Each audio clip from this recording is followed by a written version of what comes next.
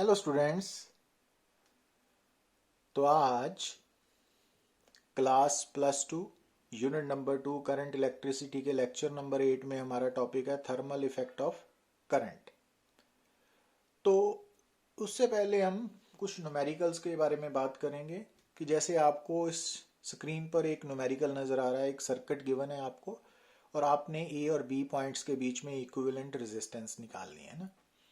तो अब एक बात आपने यहाँ पे नोट डाउन जो करनी है वो ये कि जब आपको रेजिस्टर्स गिवन है तो जो ये सिंपल लाइंस है तो ये basically zero resistance connecting lines है, कनेक्टिंग वायर्स है। ठीक है। तो अब इस सर्किट को सॉल्व करने के लिए सबसे पहले हमने क्या किया, ये ए स्मॉल बी स्मॉल सी ओ ये जंक्शंस मार्क कर लिए ना हमने। अब ध्यान दीजिए कि जो स्मॉल ए है और स्मॉल बी है, ये जो दो पॉइंट्स हैं इनके बीच में सिंपली क्या है, एक जीरो रेजिस्टेंस वायर है। ठीक है, क्या है, जीरो रेजिस्टेंस वायर।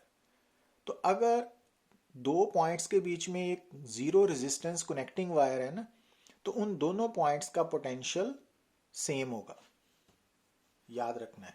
अब बी और सी के बीच में, अब ध्यान दीजिए, बी और सी के बीच में एक रेजिस्टर आ गया ना, तो इस कारण बी और सी का पोटेंशियल सेम नहीं होगा, इलेक्ट्रिक पोटेंशियल। तो ये कुछ कंसेप्ट्स हैं जो आपको याद रखने पड़ेंगे। पर उससे पहले अब ओ पॉइंट है ये वाला ना, अब इस ओ पॉइंट से एक रेजिस्टेंस जा रही है 6 ओम की बी की तरफ ना, वो हमने ड्रॉ कर दी, और एक जा रही है सी की तरफ, वो हमने 8 ओम ड्रॉ कर दी। अब जो सी है वो फर्दर बी के साथ कनेक्टेड है ना, बी और सी, कैपिटल बी और स्मॉल सी जो है ना, ये दोनों पॉइंट्स के बीच में एक सिंपल जीरो रेजिस्टेंस वायर है ना, तो it means B, capital B और स्मॉल सी का इलेक्ट्रिक पोटेंशियल सेम है। तो ये सेम ही पॉइंट्स है, मान सकते हैं ना, capital B and small C. अब ओ से एक ए की तरफ भी रेजिस्टर जा रहा है ना 3 ओम का, तो ऐसे। अब जैसे कि मैंने बताया ए और बी जो है आपको नजर आ रहे हैं ना, small a and small b. तो जो small a and small b है ना, ये दोनों पॉइंट्स के बीच में एक सिंपल वायर है, तो जीरो रेजिस्टेंस कनेक्टिंग वायर है ना, तो इट मींस ए और बी कॉमन पॉइंट्स मान सकते हैं, तो इस कारण हम ए और बी को जोड़ सकते हैं।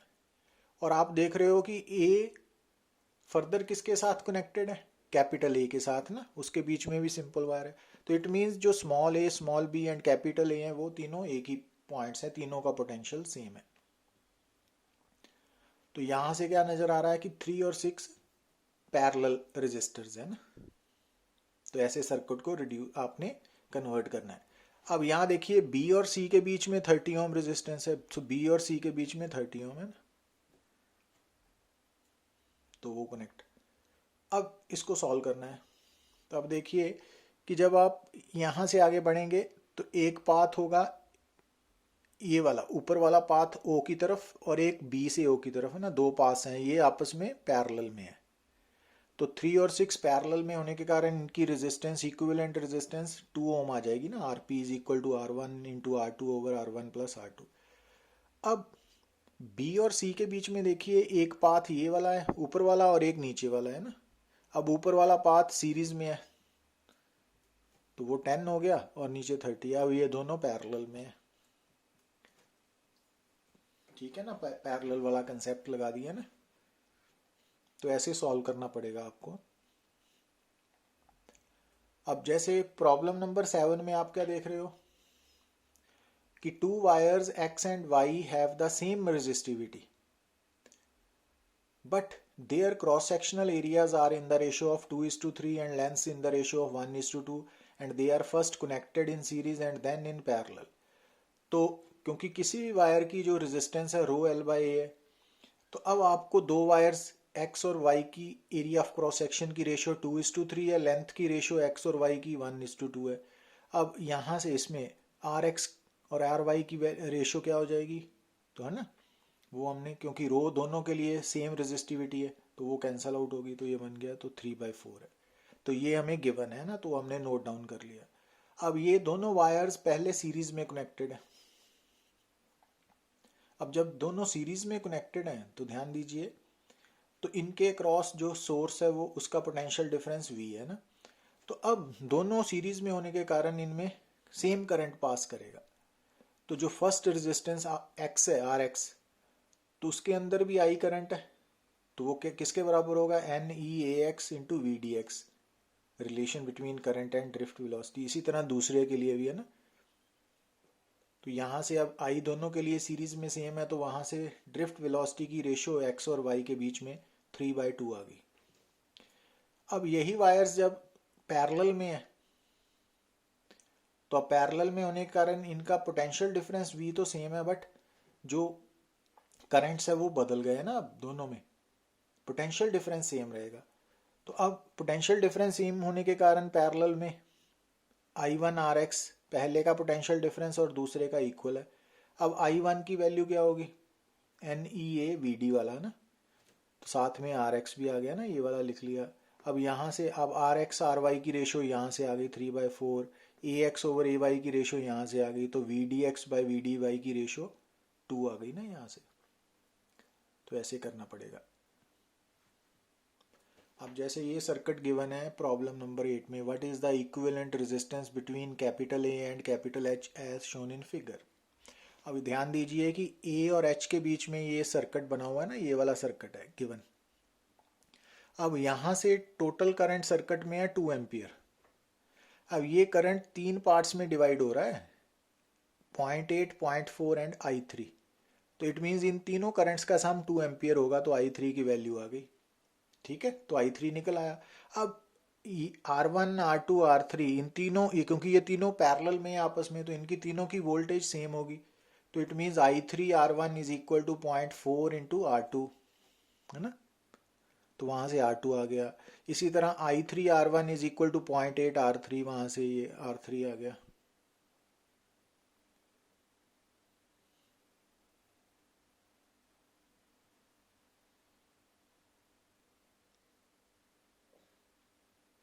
ठीक, अच्छा। तो अब R1 R2 R3 हमें सब मालूम पड़ गया। तो अब ये तीनों पैरेलल में है, तो इनकी आरपी की वैल्यू 4 ओम आ गई है ना। अब ए और एच के बीच में ये दो रेजिस्टेंस एक ही रास्ते में आ रही हैं, सेम पाथ, तो ये सीरीज में है। तो टोटल आंसर इक्विवेलेंट 10 ओम आ गया आंसर। तो ऐसे सॉल्व करना है। अब एक बात और कि जैसा हमने लास्ट लेक्चर में डिस्कस किया था कि हर जो सोर्स ऑफ ईएमएफ है ना, तो जब उसके अंदर से चार्ज फ्लो करेगा, तो अगर वो सोर्स ऑफ ईएमएफ उस चार्ज की फ्लो को ऑब्स्ट्रक्ट करेगी, तो उस ऑब्स्ट्रक्शन को हम इंटरनल रेजिस्टेंस बोलते हैं ना। तो इंटरनल रेजिस्टेंस एक्चुअली ऑपोजिशन और obstruction offered to the flow of charges by source of EMF होती है ना।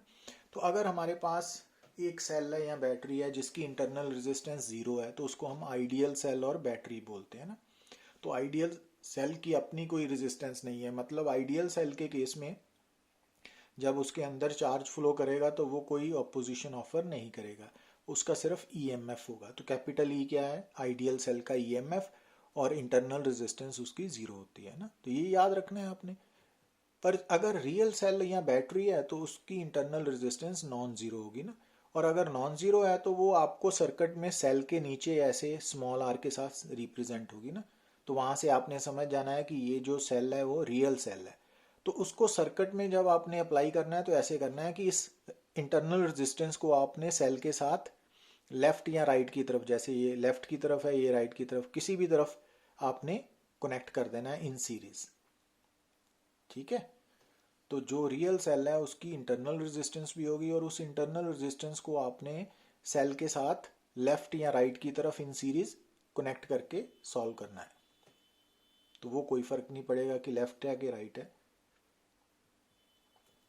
अच्छा, अब हम बात करते हैं थर्मल इफेक्ट ऑफ करंट और हीटिंग इफेक्ट ऑफ करंट की। तो ये बात आपने भूलनी नहीं है कि जब भी आपके सामने किसी भी कंडक्टर या रेजिस्टर के थ्रू करंट पास कर रहा है, जैसे कि आपके सामने एक रेजिस्टर है ना, नजर आ रहा है, तो उसमें करंट फ्लो कर रहा है from end A to end B. ठीक है। तो ये बात आज से आपने भूलनी नहीं है कि किसी भी रेजिस्टर या कंडक्टर में जो करंट है ना, उसकी डायरेक्शन हमेशा higher potential end to lower potential end होती है ना। तो इस कारण जो ए पॉइंट है, क्योंकि इस डायग्राम में करंट की डायरेक्शन ए टू बी है रेजिस्टर के थ्रू, तो इट मीन्स जो ए पॉइंट है वो हायर इलेक्ट्रिक पोटेंशियल पे है और जो बी है वो लोअर इलेक्ट्रिक पोटेंशियल पे है। अच्छा, अब ए से बी करंट पास करने का मतलब पता क्या है कि रेजिस्टर के थ्रू चार्ज फ्लो कर रहा है। तो मान लीजिए कि इस रेजिस्टर के through infinitesimally small amount of charge d q pass कर रहा है। तो डी क्यू किसके बराबर होगा? आई इंटू डी टी, क्योंकि I D Q by D T होता है, तो D Q I D T है। तो इस रेजिस्टर में small amount of charge d Q जो आई डी टी के इक्वल है वो फ्लो कर रहा है, और ये चार्ज हायर इलेक्ट्रिक पोटेंशियल से लोअर इलेक्ट्रिक पोटेंशियल की तरफ जा रहा है। तो इट मींस कि ये जो चार्ज है ना, ये जो चार्ज है जब ये रेजिस्टर के थ्रू फ्लो कर रहा है तो इसकी इलेक्ट्रिक पोटेंशियल एनर्जी डिक्रीज करेगी और वो इमीडिएटली करंट कैरियर्स की काइनेटिक एनर्जी में कन्वर्ट होगी। पर क्योंकि रेजिस्टर्स के अंदर कोलिजन्स भी हो रहे हैं, फ्रीक्वेंटली कोलिजन्स हो रहे हैं ना, लगातार कोलिजन्स हो रहे हैं, तो उसके कारण क्या होगी कि ये जो increase in kinetic energy of current carriers है वो साथ ही साथ कोलिजन्स के कारण थर्मल एनर्जी ऑफ रेजिस्टर में कन्वर्ट हो जाएगी। मींस रेजिस्टर गर्म हो जाएगा, हीट प्रोड्यूस होगी। कितनी होगी? तो वो होगी जितना चार्ज फ्लो करके गया है ना। तो कितना चार्ज फ्लो करके गया? D Q. कितने पोटेंशियल डिफरेंस है? वी से। तो कितनी हीट पैदा होगी? तो डी क्यू इंटू वी। तो अगर हम डी क्यू की वैल्यू फ्रॉम इक्वेशन 1 सब्स्टिट्यूट कर दें तो वी आई डी टी बन गया ना। और क्योंकि ये हमने स्मॉल टाइम इंटरवल लिया है तो हीट भी स्मॉल होगी, डी एच, एच नहीं होगी, डी एच होगी। पर अगर वी की वैल्यू नोट करो आप तो वो आई आर है, relation between potential difference across the resistor current and resistance. तो अब वी की वैल्यू यहाँ सब्स्टिट्यूट करें तो डी एच क्या होगी? आई स्क्वायर आर डी टी। तो जब भी आपने, ये इक्वेशन नंबर 2 है ना, जब भी आपने किसी भी रेजिस्टर के थ्रू इलेक्ट्रिक करंट के फ्लो करने पर हीट कैलकुलेट करनी है तो आपने कौन सा बेसिक फार्मूला यूज करना है? इक्वेशन नंबर 2, आई स्क्वायर आर डी टी। ठीक है। तो टोटल हीट निकालने के लिए आपने क्या करना है? इंटीग्रेट, जैसे यहाँ पे हमने किया ना, इंटीग्रेट किया। तो इंटीग्रेट, अब क्योंकि रेजिस्टेंस भी कांस्टेंट है और स्टेडी करंट का मतलब है करंट भी कांस्टेंट है, तो वो इंटीग्रेशन साइन से बाहर आ गए। तो डी टी को इंटीग्रेट करने से वो टी बन गया, तो आई स्क्वायर आर टी बन गया ना। तो ये जो इक्वेशन नंबर 3 है ना हीट की, ये सिर्फ स्टेडी करंट के लिए अप्लाई हो सकती है। मगर कल को जब हमने कंपटीशन के लिए या अदर सिचुएशंस में हीट कैलकुलेट करनी है इन ए रेजिस्टर, तो इक्वेशन नंबर 2 जनरल इक्वेशन है और टोटल हीट निकालने के लिए इसको हम इंटीग्रेट करेंगे। तो स्टेडी करंट के लिए, क्योंकि जो सेकंड यूनिट हम डिस्कस कर रहे हैं करंट इलेक्ट्रिसिटी, उसमें स्टेडी करंट है, तो स्टेडी करंट के लिए जो इक्वेशन नंबर 3 है वो अप्लाई होगी। But equation number 2 general formula है हीट कैलकुलेट करने का। अच्छा, और एक बात और नोट करनी है जो हमने लास्ट में नोट लिखा है कि किसी भी रेजिस्टर में जो हीट पैदा हो रही है वो हीट प्लस लाइट एनर्जी की फॉर्म हो सकती है। मतलब उस हीट का मतलब है heat energy plus light energy. ठीक है ना। तो जैसे आप नोट करते हो कि इलेक्ट्रिक बल्ब है, फिलामेंट बल्ब, जो अभी तो कम यूज होते हैं, तो फिलामेंट बल्ब में जब करंट पास होता है तो हीट जो पैदा हो रही है वो in the form of heat plus light energy है ना। तो लाइट एनर्जी अमाउंट ज़्यादा है। हीटर के केस में हीट ज़्यादा है, लाइट थोड़ी कम होती है ना। तो मींस जब हम कहते हैं कि रेजिस्टर में करंट के पास होने से हीट पैदा हो रही है तो उस हीट में लाइट एनर्जी भी इंक्लूडेड है, इसी एच में इंक्लूडेड है। और इस इक्वेशन को, इक्वेशन नंबर 2 या 3 को हम जूल्स लॉ ऑफ हीटिंग भी बोलते हैं। तो ये हमने डिराइव किया जूल्स लॉ ऑफ हीटिंग, है ना। Got it. अब एक बात और नोट करनी है कि अगर मान लीजिए कि हम स्टेडी करंट की बात कर रहे हैं ना, तो अगर रेजिस्टर के through I steady current pass कर रहा है और उस रेजिस्टर के through across potential difference V है, तो वी आई आर के इक्वल है। तो जो इस रेजिस्टर में हीट पैदा होगी विद इन टाइम टी, वो आई स्क्वेयर आर टी भी नोट कर सकते हैं। और क्योंकि v is equal to I R है, तो हम यहाँ से i की वैल्यू v बाय आर यहाँ सब्सिट्यूट करके v square by R into T भी लिख सकते हैं। और इसी इक्वेशन में हम r की वैल्यू को v बाय आई के साथ रिप्लेस करके वी आई टी भी लिख सकते हैं। तो किसी भी रेजिस्टर में कितनी हीट पैदा होगी for the due to the flow of steady current, तो वो आप I square R T V square by R into T या वी आई टी से कैलकुलेट कर सकते हो। तो इस फार्मूला में I क्या है, जिस रेजिस्टर के अंदर हीट पैदा हो रही है उसके थ्रू फ्लो करने वाला करंट है, और R उसकी रेजिस्टेंस है, और V क्या है, उसी रेजिस्टर के अक्रॉस पोटेंशियल डिफरेंस है, ये भूलना नहीं है। अच्छा, अब क्वेश्चन ये, अगर बात करें कि thermal power generated in a resistor, तो जैसा हम पीछे बात कर रहे थे हीट की, तो हीट बेसिकली एनर्जी है ना, तो thermal power means heat energy पर सेकेंड या पर यूनिट टाइम। ठीक है, तो हीट पावर, थर्मल पावर क्या होगी, P is equal to D H by D T means I square R. तो अगर हमने किसी भी रजिस्टर में कितनी हीट या थर्मल एनर्जी लिबरेट हो रही है पर सेकेंड कैलकुलेट करनी है, तो इट मीन्स आपने thermal power, heat power calculate करनी है, तो उसका फार्मूला आई स्क्वेयर आर होगी, वो टाइम डिपेंडेंट नहीं है ना। और इसका थर्मल पावर का एसआई यूनिट क्या है, वॉट है, और किलोवाट, मेगावाट, गीगावाट को आप वॉट में कन्वर्ट करोगे। ठीक है, और जैसा कि हम जानते हैं कि क्योंकि किसी भी रजिस्टर के लिए V is equal to I R है, तो पावर आई स्क्वेयर आर भी हो सकती है, वी स्क्वेयर बाय आर भी हो सकती है, जैसा इक्वेशन नंबर 2 में, या वी आई के इक्वल भी हो सकती है ना। तो ये बात आपने याद रखनी है। अच्छा, अब relation between thermal energy and thermal power क्या है, क्योंकि जो थर्मल एनर्जी या हीट है वो है आई स्क्वेयर आर टी, मगर आई स्क्वेयर आर क्या है, थर्मल पावर है, तो इट मीन्स जो हीट है वो थर्मल पावर इंटू टाइम भी नोट कर सकते हैं ना। पर ये formula H is equal to P into T जो है, ये स्टेडी करंट्स के लिए यूज होता है ना। तो अब क्योंकि जो हीट है काइंड ऑफ एनर्जी, वो पावर और टाइम का प्रोडक्ट है, तो इस कारण जो इलेक्ट्रिक एनर्जी है ना, उसका यूनिट जो है थर्मल एनर्जी का, वो किलो वाट आवर भी है। किलो वाट पावर से आ गया, टाइम से आवर आ गया ना, तो किलो वाट आवर, और 1 किलो वाट आवर में 3.6 इंटू 10⁻⁶ जूल एनर्जी होती है ना। ये याद रखना है, रिलेशन है। अब इंपॉर्टेंट बात क्या है कि जो रेजिस्टर में हीट या थर्मल एनर्जी पैदा हो रही है वो आई कहाँ से है। तो एक्चुअली जैसा कि हमने जब सोर्स ऑफ ईएमएफ के बारे में डिस्कस किया, तो आपने देखा था कि एक्चुअली जो सोर्स ऑफ ईएमएफ है ना, तो वो इलेक्ट्रिक सर्किट को इलेक्ट्रिक एनर्जी सप्लाई करती है, और कोई भी सोर्स ऑफ ईएमएफ जब इलेक्ट्रिक सर्किट को इलेक्ट्रिक एनर्जी सप्लाई करती है, तो वो electric energy per unit time, उसको इलेक्ट्रिक पावर बोलते हैं। और वो कैसे कैलकुलेट होती है वहां पे हमने डिस्कस किया था। तो जब भी आपने electric power supply to the circuit by the source of EMF, कोई भी सोर्स ऑफ ईएमएफ कितनी इलेक्ट्रिक पावर सर्किट को सप्लाई कर रही है, तो उसके लिए आपने कैसे कैलकुलेशन करनी है कि सोर्स के ईएमएफ को जो total current flowing in the circuit है उसके साथ मल्टीप्लाई करना है ना। तो पीई इलेक्ट्रिक पावर जो है ईएमएफ और electric current in the circuit का प्रोडक्ट है, तो ये बात भूलनी नहीं है ना।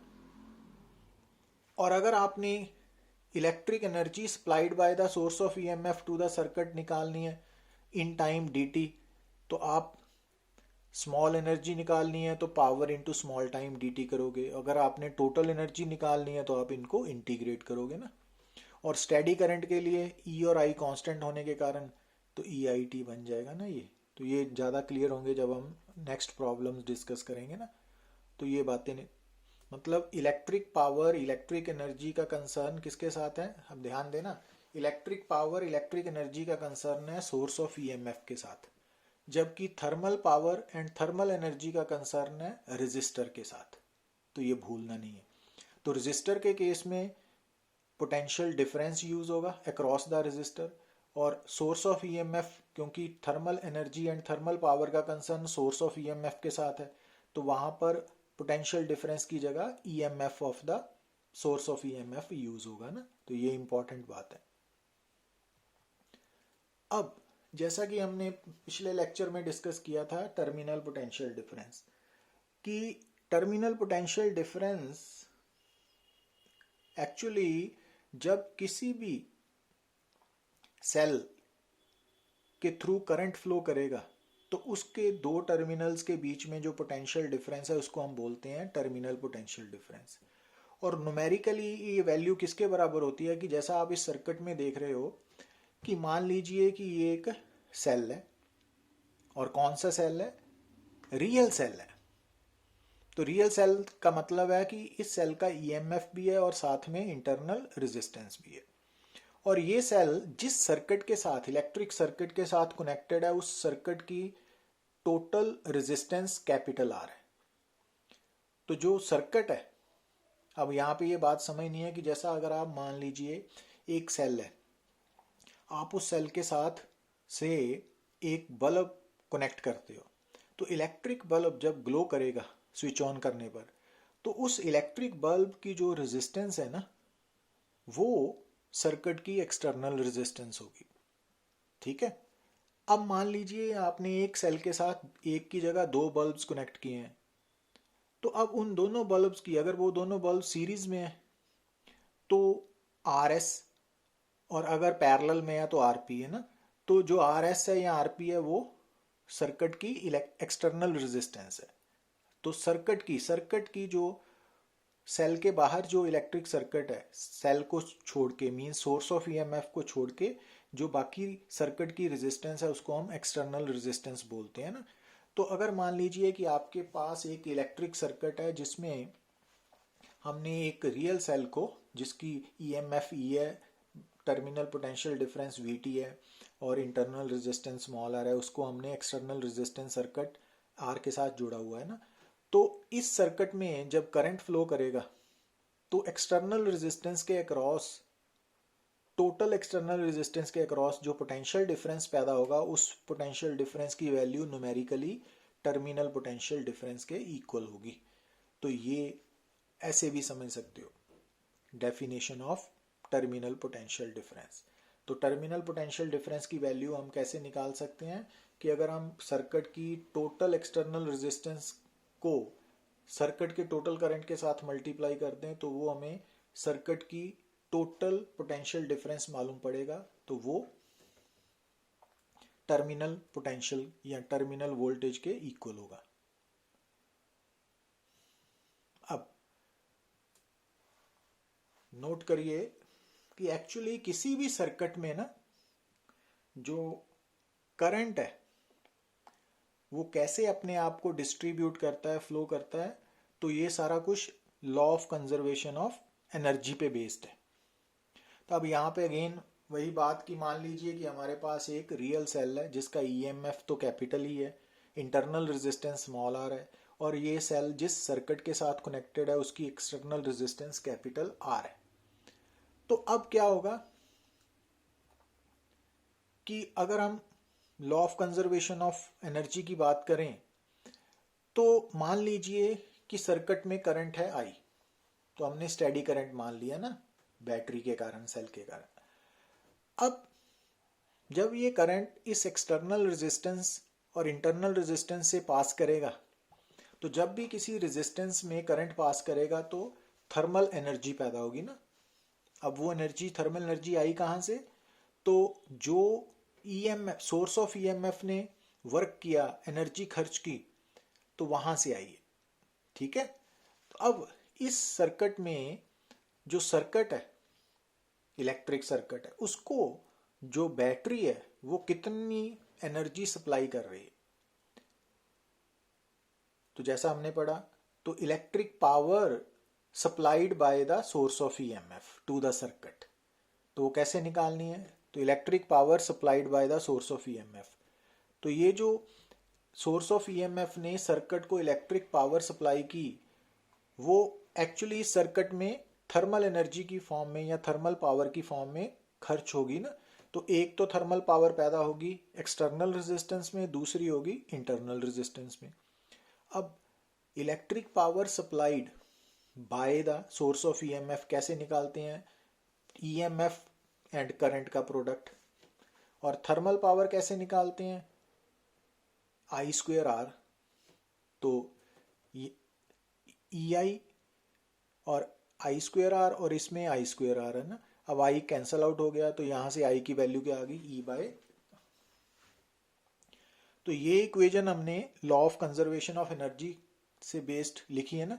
पर जो रिजल्ट आया कि किसी भी सर्किट में जो करंट है, टोटल करंट है, वो कैसे निकलेगा? Total EMF divided by total resistance of the circuit. तो आज के बाद जब भी आपने किसी भी सर्किट में टोटल करंट निकालना है जिसमें सोर्स ऑफ ईएमएफ लगी हो ना, तो वहां पर टोटल करंट कैसे निकाल सकते हो? Total EMF divided by total resistance. अब टोटल रेजिस्टेंस क्या है? Total external resistance plus total internal resistance. और ये बात आपने माइंड में रखनी है। अब जब फर्दर लेक्चर्स में बात करेंगे, प्रॉब्लम्स को डिस्कस करेंगे, कि जो टोटल एक्सटर्नल रेजिस्टेंस है और जो टोटल इंटरनल रेजिस्टेंस है, they are always connected in series with each other. ये याद रखना है ना। अब बात करने जा रहे हैं relation between terminal voltage, EMF and internal resistance. तो मान लीजिए कि हमारे सर्किट में एक सेल है जिसकी ईएमएफ कैपिटल ई है, इंटरनल रेजिस्टेंस स्मॉल आर है, कैपिटल आर एक्सटर्नल रेजिस्टेंस है, करंट आई है। तो जैसा कि हमने मालूम है कि टोटल करंट किसके बराबर होगा? Total EMF divided by total resistance. अब टोटल रेजिस्टेंस क्या होगी? Total external resistance and total internal resistance का सम। अब यहाँ पे V क्या है? तो जैसा कि हमने बताया कि टर्मिनल वोल्टेज की वैल्यू न्यूमेरिकली किसके इक्वल होती है? एक्सटर्नल रेजिस्टेंस के अक्रॉस जितनी वोल्टेज पैदा होती है उसके इक्वल है ना। तो V is equal to I R. अब ये इक्वेशन नंबर 1 है, total EMF over total resistance, और V is equal to I R है। यहाँ पे V क्या है? टर्मिनल वोल्टेज के इक्वल है ना, तो V टर्मिनल वोल्टेज ही है। तो अगर हम इक्वेशन नंबर 2, अच्छा पहले हम 1 की बात करें। जब 1 को हमने क्रॉस मल्टीप्लाई किया तो ये बन गया ना। अब आई आर क्या है? V के इक्वल है ना, यूजिंग इक्वेशन 2। तो V की वैल्यू क्या होगी? E minus I are, equation number 3। तो अब इस केस में आप क्या देख रहे हो कि जो सर्किट है ना, उसमें जो सोर्स ऑफ ईएमएफ है, सेल है, बैटरी है, वो सर्किट को इलेक्ट्रिक एनर्जी सप्लाई कर रही है। तो इट मीन्स इस वक्त जो सेल है ना वो डिस्चार्ज हो रहा है। मगर ये सेल जो है, अगर ये रिचार्ज हो रहा हो ना, तो उस वक्त जो करंट की डायरेक्शन है वो सर्किट में उलट हो जाएगी ना। तो जो आई है, जो यहाँ सर्किट में आपको क्लॉकवाइज लिख रहा है, वो एंटी क्लॉकवाइज हो जाएगा। तो उस केस में हमने क्या करना है कि इस इक्वेशन नंबर 3 में, जो इक्वेशन नंबर 3 है ना, ये रिलेशन है किसके बीच में? V terminal voltage, E EMF, small r internal resistance के बीच में है। मगर कब है? जब सर्किट में सेल डिस्चार्ज हो रहा है। पर अगर हमने ये रिलेशन निकालना है कि when the cell is being charged, जब सेल चार्ज हो रहा है, तब आपने क्या करना है कि इसी 3 इक्वेशन में आपने करंट आई को ना माइनस आई के साथ रिप्लेस कर लेना है। तो इक्वेशन नंबर 3 ने क्या बन जाना है? V is equal to E plus I R. तो ये याद रखना है ना यहाँ पे। अच्छा, अब नॉर्मली आपने याद क्या रखना है कि जब किसी भी सर्किट में आप देखो कि जो करंट है सेल के अंदर, सोर्स ऑफ ईएमएफ के अंदर, अगर करंट की direction lower to higher electric potential है तो वो सेल डिस्चार्ज हो रहा है। और जब सेल डिस्चार्ज हो रहा है तो उस केस में जो टर्मिनल वोल्टेज है वो E M F E minus I R के इक्वल होगी ना, ये। पर अगर यही सेल रिचार्ज हो रहा है, चार्जिंग ऑफ ए सेल, तो उस केस में सेल के अंदर करंट की डायरेक्शन क्या होगी? Higher electric potential to lower electric potential, या positive terminal to negative terminal. तो तब V की value E plus I R होगी। ये याद रखना है ना रिजल्ट्स। अब अगर आइडियल सेल है, तो आइडियल सेल क्या होता है? जिसकी इंटरनल रेजिस्टेंस 0 हो। तो अगर सेल आइडियल है ना, तो चाहे इक्वेशन नंबर 1 है 2 है, इसमें अगर आप स्मॉल आर को 0 सब्सिट्यूट करो तो v इज इक्वल टू ई आएगा। मीन्स आइडियल सेल के केस में v इज इक्वल टू ई है हमेशा। मीन्स कि आइडियल सेल की जो टर्मिनल वोल्टेज है या पोटेंशियल टर्मिनल वोल्टेज है या ईएमएफ है वो हमेशा इक्वल रहेगा, चाहे सर्किट ओपन हो, चाहे क्लोज्ड हो, चाहे सेल चार्जिंग हो रही है, चाहे डिस्चार्जिंग हो रही है। तो अगर आइडियल सेल चार्ज हो रहा है या डिस्चार्ज हो रहा है या सर्किट ओपन है तो इन सब केसेस में जो टर्मिनल वोल्टेज है वो ईएमएफ के इक्वल ही रहेगी। मगर अगर हम बात करें रियल सेल की, तो रियल सेल वो है जिसमें स्मॉल आर नॉन जीरो है। तो उस केस में अगर सर्किट ओपन है, ओपन सर्किट का मतलब है टोटल करंट जीरो, तो अगर आई जीरो है तो चाहे इक्वेशन नंबर 1 या 2 है तो इसमें क्या देखते हो, v इज इक्वल टू ए। तो यहां से हमने क्या सीखा कि रियल सेल के केस में अगर सर्किट ओपन है तो सेल का ईएमएफ टर्मिनल वोल्टेज दोनों इक्वल होंगे, ठीक है। पर अगर सेल चार्ज हो रहा है या सेल डिस्चार्ज हो रहा है, सेल इज बीइंग डिस्चार्ज, तो डिस्चार्जिंग के वक्त v is equal to E minus I आ रहा है, तो आप देख रहे हो v लेस देन ई है। तो इट मीन्स अगर आपसे पूछे कि जो रियल सेल है उसके केस में टर्मिनल वोल्टेज ईएमएफ से कम कब होगी, जब सेल डिस्चार्ज हो रहा है, और जब सेल चार्ज हो रहा है तब टर्मिनल वोल्टेज ईएमएफ से ज़्यादा होगी, ठीक है ना। तो रियल सेल के केस में जो टर्मिनल वोल्टेज है वो ईएमएफ के इक्वल भी हो सकती है। कब इक्वल होगी, जब सेल या सर्किट ओपन है। तो कम कब होगी, जो टर्मिनल वोल्टेज है वो ईएमएफ से कम कब होगी, जब जो सेल है ना वो डिस्चार्ज हो रहा है, और ज़्यादा कब होगी, जब रिचार्ज हो रहा है सेल। अब अगर हमने निकालनी है internal resistance of a cell, तो वही सेम सर्किट पिछले आर्टिकल वाला, वहां से I is equal to total EMF over total resistance निकाल ली, है ना। क्रॉस मल्टीप्लाई किया तो ये इक्वेशन नंबर 3 बन गई। यहाँ से आप आर की वैल्यू निकाल सकते हो ना, ई माइनस वी बाय आई। अब आई की वैल्यू फ्रॉम इक्वेशन 2 क्या है, वी बाय आर, तो यहाँ पे सब्सिट्यूट करें तो आर की वैल्यू ये इक्वेशन नंबर 5 भी बन सकती है ना।